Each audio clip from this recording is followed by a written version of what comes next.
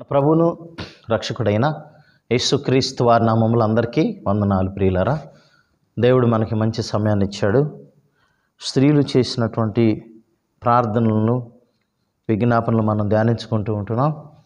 ఈరోజు కూడా ప్రత్యేకంగా భక్తురాలు మరొక స్త్రీ చేసినటువంటి విజ్ఞాపనను మనం చూద్దాం. ప్రియులారా, మరి బైబిల్లో ఎస్తేరు గురించి మనకు అందరికీ తెలుసు.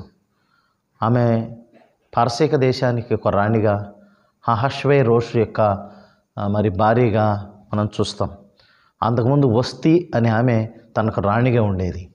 అయితే ఆమె చేసినటువంటి అవిధేయత వలన ఆమెను విడిచిపెట్టేసి మరి తనకు భార్యగా కావాలని రాజ్యంలో మరి అనేక మంది స్త్రీలను గ్యాదర్ చేశారు. వారిలో ఎస్తేరు కూడా ఒక వ్యక్తి.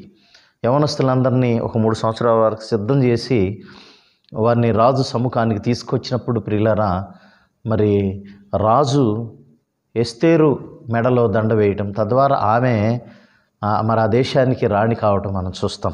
ఎందుకంటే అది దేవుని కృప. ఈ ఎస్తేరు ఎవరై అంటే మొర్దెకై యొక్క వాళ్ళ సిస్టర్.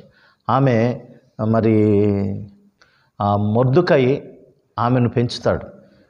తన యొక్క సంరక్షణలో, మొర్దెకై సంరక్షణలో ఎస్తేరు పెరుగుతుంది. తద్వారా మంచి భయభక్తులు కలిగిన స్త్రీగా ఉంటుంది. అందుకని దేవుడు ఆ దేశానికి మరి రాజుగా ఏర్పాటయ్యేటువంటి, రాజు యొక్క భార్యగా లేకపోతే రాణిగా ఏర్పాటయ్యేటువంటి భాగ్యాన్ని దేవుడు అనుగ్రహించాడు. ప్రియమైన దేవుని బిడ్డలారా, తన యందు భయభక్తులు కలవారిని తను విడిచిపెట్టే దేవుడు కాదు. అంతేకాదు, దేవునికి ప్రతి దానికి కూడా ఒక ఉద్దేశం ఉంటుంది. ఒక వ్యక్తికి పదవి ఇచ్చినా, ఒక వ్యక్తిని ఒక ప్రాంతానికి పంపించినా దేవునికి ఒక ఉద్దేశంతో ఆ కార్యం చేస్తాడు. ఉదాహరణ, ఎస్తేర్ని అక్కడ రాణి చేయటానికి ఒక కారణం కూడా ఉన్నది. ఏంటంటే మరి హామాన్ అనేటువంటి ఒక మంత్రి ఉన్నాడు రాజు కింద. ఇక్కడ అహష్వేరోషు రాజు కింద హామాన్ అనేటువంటి ఒక వ్యక్తి మంత్రిగా ఉన్నాడు. ఆయన మరి గర్వించి మొర్దెకై మీద, అంతేకాదు ఆ యూదులందరి మీద కోపం పెట్టుకుని వారిని సంహరించాలని ఒక చట్టం చేయిస్తాడు, ఒక శాసనం చేయిస్తాడు, రాజు చేత ముద్ర వేయిస్తాడు. అలాంటి కుట్ర పడినటువంటి వ్యక్తి. అయితే ఈ విషయం మొర్దెకైకి తెలుస్తుంది. మొర్దెకైకి తెలిసినప్పుడు మొర్దెకై ఎస్తేరుకి సమాచారం పంపిస్తాడు. ఏమనంటే, మరి దేశంలో ఉన్నటువంటి ఈ దేశంలో ఎవరైతే యూదులు ఉన్నారో వారందరూ కూడా చంపబడటానికి ఒక శాసనం చేయబడ్డది, రాజు చేత సంతకం చేయించారు. కాబట్టి మరి వారందరూ బ్రతకాలంటే మనం ప్రార్థించేయాలని వారు ఉపవాసం 3 రోజులు ఉపవాసం ఉండి ప్రార్థించేయడానికి డిక్లేర్ చేశారు. ఆ సమయంలో మొర్దెకై ఎస్తేరుకు కూడా సమాచారం పంపిస్తాడు. ఎస్తేరుకు సమాచారం పంపించి, ఒకసారి ఎస్తేరు గ్రంథము 4వ అధ్యాయము 12వ వచనం చదువుకుందాం. వారు ఎస్తేరు యొక్క మాటలు మొర్దెకైకి తెలుపగా, మొర్దెకై ఎస్తేరుతో ఇట్లు ప్రత్యుత్తరం ఇచ్చి, రాజనగర్లో ఉన్నంత మాత్రము చేత యూదులందరికంటే నీవు తప్పించుకొందువని నీ మనసులో తలంచుకొనవద్దు. నీవు ఈ సమయమందు ఏమీ మాట్లాడక మౌనంగా ఉన్న ఎడల యూదులకు సహాయమును విడుదలయు మరి ఒక దిక్కు నుండి వచ్చును. కానీ నీవును నీ తండ్రి ఇంటి వారు నశించుదురు. నీవు ఈ సమయమును బట్టియే రాజ్యమునకు ఉచితమేమో ఆలోచించుకొనుమని చెప్పుమనెను. చూడండి, ఈ యొక్క ఆజ్ఞ జారీ అయింది వీరందరూ కూడా చనిపోవాలని. అయితే ఆ యొక్క కుట్రను భగ్నం కావటానికి వీళ్ళందరూ దేవుణ్ణి పాదాలు పట్టుకున్నారు, దేవుడికి మొరపెట్టడానికి ప్రయత్నం చేస్తారు. ఆ క్రమంలోనే మరి నువ్వు రాజ్యంలో ఆ కోటలో కూర్చున్నావు, ఇందుకోసమే దేవుడు నిన్ను అక్కడ ఉంచాడేమో అని ఈ మొర్దెకై ఎస్తేరుకు గుర్తు చేస్తాడు.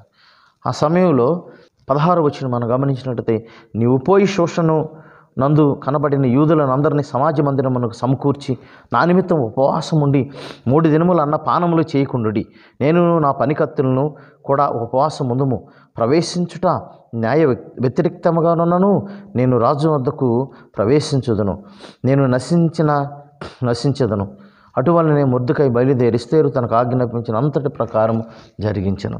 చూడండి ప్రియమైన దేవుని బిడ్డలారా, మరి ఆమె కూడా తన చెలికత్తులతో ఉపవాసం ఉండినట్లు మనం చూస్తాం. ప్రియమైన దేవుని బిడ్డలారా, ఉపవాసం ఉండి మరి దేవునికి మొరపెట్టినప్పుడు దేవుడు ఆమె మొర ఆలకించాడు, గొప్ప కార్యం చేశాడు. హామాను కుట్ర భగ్నం అయిపోయింది, శాసనము మార్చివేయబడ్డాది, యూదులు క్షేమంగా ఉన్నారు. అంతేకాదు మొర్దెకై హెచ్చింపబడి ఆ దేశానికి ప్రధానమంత్రి కాగలిగాడు.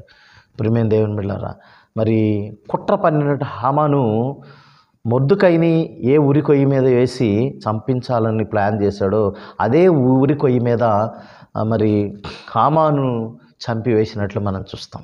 దీని వెనకాల వారు ప్రార్థన చేసిన విధానం, వారు 3 రోజుల నుండి దేవుని పాదాలు పట్టుకొని కన్నీరు కార్చి ప్రార్థన చేశారు. శోషను అనేది అంటే ఆ కోటలో మరి ఆమె ఉపవాసం ఉండి ప్రార్థన చేసింది. నిజంగా మరి కొన్నిసార్లు మనము దేవుని పాదాలు పట్టుకోవాలి. ఎంత గొప్పవారమైనప్పటికీ దేవుడు సమస్తమును చేయగలిగిన తండ్రివి కనుక ప్రతి అననుకూల పరిస్థితులను కూడా దేవుడు అనుకూలంగా మారుస్తాడు. ప్రియులారా, ఇవి చాలా భయంకరమైన పరిస్థితులు, అసాధ్యమైన పరిస్థితి. ఆ శాసనం మరలా తిప్పివేయబడాలంటే అది చాలా కష్టం. కానీ దేవుడే దానికి ఒక పరిస్థితుల్ని కలిగించి మరి యూదుల్ని క్షేమంగా దేవుడించాడు. తన జాతి వారైన యూదుల్ని తను రక్షించుకోగలిగింది. రాణి అయినప్పటికీ వాళ్ళు పోతే పోయేర్లే, ఏమయ్యారులే, నేనైతే బ్రతికి ఉంటాను కదా అనే విధానం తనలో లేదు. నేను చనిపోయినా పర్వాలేదు, రాజు సముఖానికి నేను వెళ్తాను అని ఆమె చాలా ధైర్యంగా మరి చెప్తా ఉంది. కాబట్టి ప్రియమైన దేవుని బిడ్డలారా, ఎస్తేరు తన స్థితి తెలుసుకుంది. తన స్థితి ఎలాంటిది? చాలా దయానికమైన పరిస్థితి. తల్లిదండ్రులు లేరు, ఒక వ్యక్తి చేతులు ఆమె పెంచబడ్డాది. ఆమె యొక్క భక్తి ప్రార్థనా జీవితం మరి దేవుడికి తెలుసు కాబట్టి ఆమెను రాణిగా చేశాడు. తద్వారా వారి జాతి అందరికి కూడా సమస్య వచ్చినప్పుడు ఆమె నిలబడి మరి సమస్య పరిష్కారం కోసం దేవుడి పాదాలు పట్టుకుంది. కాబట్టి మనం కూడా మనతో ఉన్న ప్రజల కోసం మనం ప్రార్థన చేయాలి. మన కుటుంబాలు రక్షించుకోవాలి. మనతో ఉన్న స్నేహితులను కానీ మన ప్రజలు, మన దేశాన్ని రక్షించుకోవాల్సిన బాధ్యత మన మీద ఉంది. కాబట్టి ప్రియులారా, ఆ రీతిగా స్త్రీలైన వారు, మీరు సహోదరులారా, ఎవరైతే ఉంటే వారు ప్రార్థన చేయాలి ఖచ్చితంగా. మీ ఇళ్ళల్లో సమస్యలు ఉన్నాయేమో, మీ ప్రాంతంలో సమస్య ఉందేమో, ప్రతి సమస్య నుండి దేవుడు విడిపిస్తాడు ఖచ్చితంగా. ఎస్తేరు ప్రార్థన అన్న దేవుడు మీ ప్రార్థనలు కూడా వింటాడు. గొప్ప జవాబుని దేవుడు దయచేస్తాడు. నమ్ముదాం. మరి నమ్మితే అద్భుతాలు జరుగుతాయి. ప్రియులారా, నమ్మి విశ్వాసం ఉంచి ప్రార్థన చేస్తే గొప్ప కార్యాలు జరుగుతాయి. దానియేలుని తీసుకెళ్ళి ఆ సింహాల గుహలో వేసిన సింహాలు ఏం చేయలేకపోయినాయి. దానికి ముందు ఆయన యొక్క ప్రార్థన జీవితం. షడ్రకు మేషకు అబేద్నెగోను తీసుకెళ్ళి మరి అగ్నిగుండంలో పడవేశారు. కానీ వారిని అగ్నిగుండం ఏమి కాల్చలేకపోయింది. ఎందుకు? దానికి ముందు వారు చేసిన ప్రార్థన, భక్తి కలిగిన జీవితం. కాబట్టి మన జీవితాల్లో కూడా ప్రార్థన కలిగి ఒక సమస్య వచ్చినప్పుడు వెంటనే ప్రభు పాదాలు పట్టుకోవాలి. నరుని ఆశ్రయించడం చేత మరి మనకేం కలగదు. కానీ దేవుడి పాదాలు పట్టుకొని దేవుడిని బతిలాడితే దేవుడు గొప్ప కార్యం చేస్తాడు. మరి ఆ యొక్క ఎస్తేరుకి దేవుడు సహాయం చేశాడు. మొర్దెకైని దేవుడు బహుగా ఆశీర్వదించాడు. ఆయన కూడా ఉపవాసం ఉండి ప్రార్థన చేయడం వల్ల దేవుడు ఎంతగా ఉన్నతంగా ఆశీర్వదించాడు. ఈ యొక్క వచనం చదివేసి మనం వాక్యాన్ని ముగించుకుందాం. ఎస్తేరు గ్రంథము 10వ అధ్యాయంలో 3వ వచనం. యూదుడైన మొర్దెకై రాజైన అహష్వేరోషునకు ప్రధానమంత్రిగా ఉండి తన వారందరితో సమాధానముగా మాట్లాడుచు తన జనుల యొక్క క్షేమమును విచారించువాడును, యూదుల్లో గొప్పవాడునై తన దేశస్థుల్లో చాలామందికి ఇష్టడుగా ఉండెను. చూడండి, ఒక వ్యక్తికి ప్రార్థన జీవితం ఉండటం వలన తను ఎంతగా హెచ్చింపబడ్డాడో చూడండి. ఆ దేశానికి ప్రధానమంత్రి. ఈయన అన్య దేశానికి చెందినవాడు కదా, అంటే వేరే దేశానికి చెందిన అన్య రాజ్యంలో వచ్చి ప్రధానమంత్రి అయ్యాడు. యోసేపు కూడా అన్ని దేశంలో ప్రధానమంత్రి అయ్యాడు. కాబట్టి ప్రియులారా, మరి దానియేలు కూడా అన్ని దేశంలో, బబులోను దేశంలో ప్రధానమంత్రి అయ్యాడు. దానికి కారణం ఏంటంటే ప్రార్థనా జీవితమే.